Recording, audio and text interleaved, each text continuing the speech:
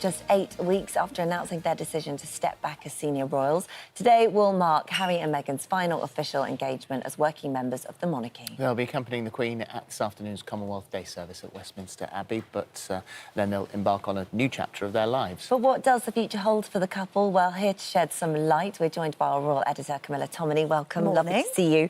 So let's just start at their sort of return, yes. This kind of triumphant return, the images that we've been looking at. I mean, brilliant. This has been a success, surely. I know, there's been a real sprinkling of stardust, hasn't Really there, on them returning, which presumably was the intention. I mean, that looks like they're being showered by diamonds. I know, that's It's such a beautiful photo. We should credit the photographer, Samir Hussain, who has been in the Royal Rota and on the press pack, taking royals photographs for some time. His dad, Anwar Hussain, used to photograph Princess Diana. Really? So the apple doesn't fall far from the tree. So that's a brilliant shot, obviously. And again, we saw them at the weekend, Meghan resplendent in red alongside Prince Harry wearing his military uniform. And I think that was hugely significant for him, because I think we can all conclude that of all of the associations, patronages that he's lost, being Colonel-in-Chief of the Royal Marines and some of the military attachments that he's had, I think he's really sad about losing that one. So how do you think he will be feeling? How do you think he will have felt when he was on the plane on the way over? Worried about what sort of reactions? There was one boo, I think, from a member of the public in a crowd.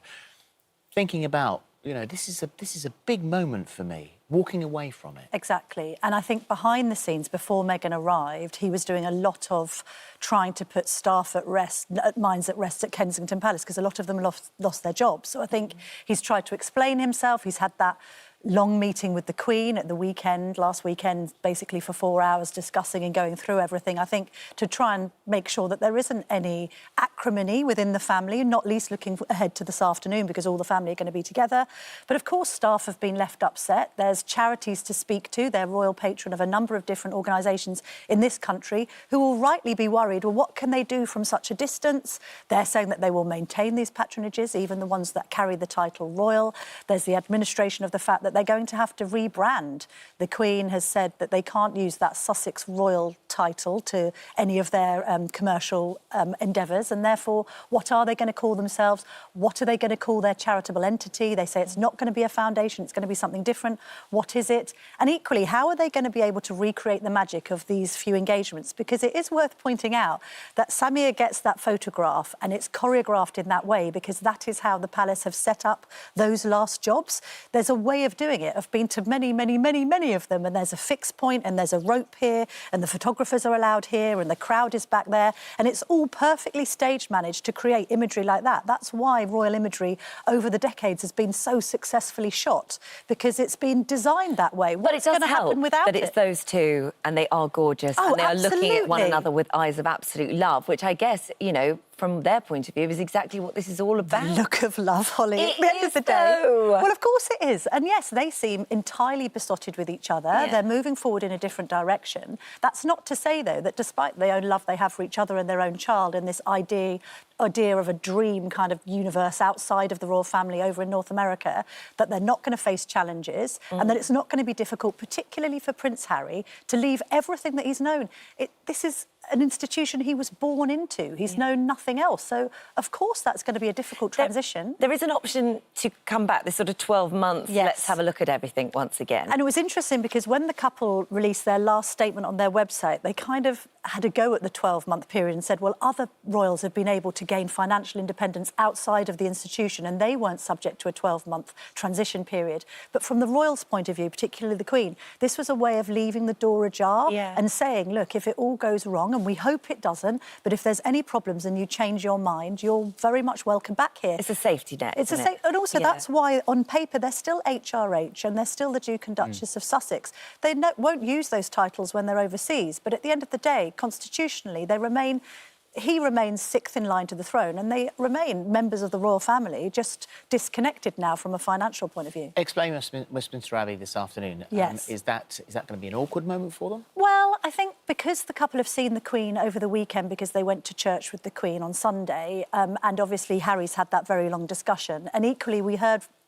there was obviously acrimony between the brothers and some tensions, and everyone close to them says the great thing about the Sandringham summit, where they worked out all the details of the divorce deal, was that it finally got William and Harry in the same room on speaking terms again.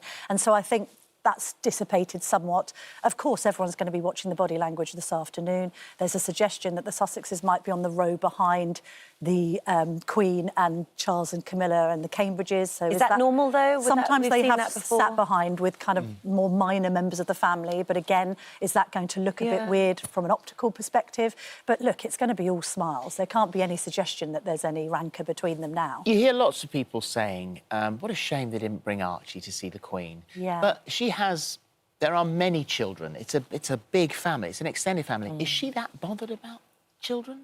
I think she really dotes on the great-grandchildren now, because when her own grandchildren, William and Harry and co, were younger, she was overseas a hell of a lot. So she would go on tours in the old days, 3 to 6 months. So she didn't get to see that much of her grandchildren. So when it comes to her great-grandchildren, she does quite like seeing them. A shame. Why would they not have brought him? Who knows? Maybe they were worried about coronavirus. Maybe they didn't want him to travel. The trouble is, because the Queen now, she's 94 next month, and Prince Philip's not getting any younger. He's 99 in June.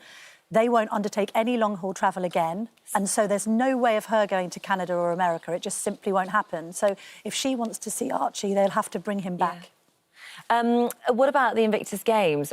Could they be cancelled? I mean, various reasons why. Like all big sporting engagements at the moment, there's a question mark over it. And obviously, because of some of the competitors having been amputees and suffering from health problems, they don't want to take unnecessary risks. At the moment, it's going ahead, so that's in May. So we'll certainly see the couple back in Europe together for that. I think it takes place at The Hague. But at the same time, there's a suggestion, really, that while we'll expect Harry to and fro between North America and the UK, we won't be seeing much of Meghan at all, that she's going to be based out there now permanently. So that's probably to be expected. He's the one with family here at the end of the day. Well, it's certainly a sad day for our next guest, Anita Atkinson, who's followed the royal family and their history for her entire life. So, how are you feeling, Anita? Did you ever think you'd see this day? It's their last day of royal engagements.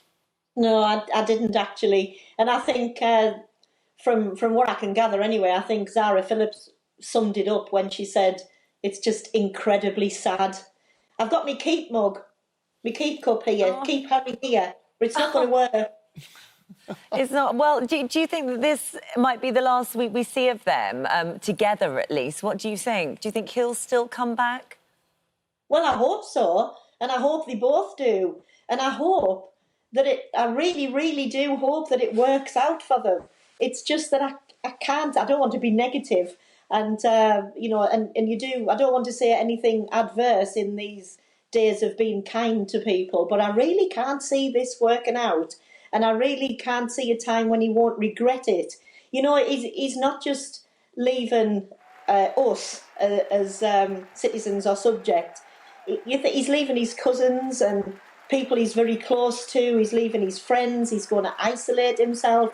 And Camilla, can I just say, I've got a friend who's Canadian, and she doesn't like all this talk of North America. It's Canada. Well, I know, but Anita, to be fair, I think the intention has always been that they will end up in America. So while they're in Canada as a kind of stopgap, a kind of a bridging manoeuvre, that they will end up in America eventually, because effectively it's where Meghan's from. She's an LA girl, right? So California, we're thinking California as a sort of an end game, aren't we? Yeah, I think so. And all of her advisors and her lawyers and everything are based there. There's been talk of them moving to Miami, talk of them moving to LA, but I think Canada's kind of the limbo position at the moment, not least because it's in the Commonwealth. And that full transition to the States is significant, of course, from a financial and other perspective. Meanwhile, the Canadians have said they don't want to fund them from a policing point of view anymore. So, well, I'm saying then that she believes that they're going to regret it, or that he might regret it. Thank you very much indeed for talking to us, as always. It's lovely to talk to you. I've got to put that question to you finally then, in that case. Is there going to be an element of regret here eventually? Well, I think such a big change, there might always be regrets. The couple have briefed through friends that they have no regrets at the moment, but I think I picked up over the past week and a half that Harry's mood wasn't angry, it was just quite sad and apologetic to staff, and sad that it hadn't worked out how they wanted it to, because I think they did want that quasi-royal role and it hasn't come to pass. But I think let's just wish them a huge amount of luck and success in what they do next, and we'll all be following it very closely, let's face it. Yeah. And we'll always welcome them back. Indeed. Oh, They're always welcome back. The door is ajar, as they say. Thank you. Thank you.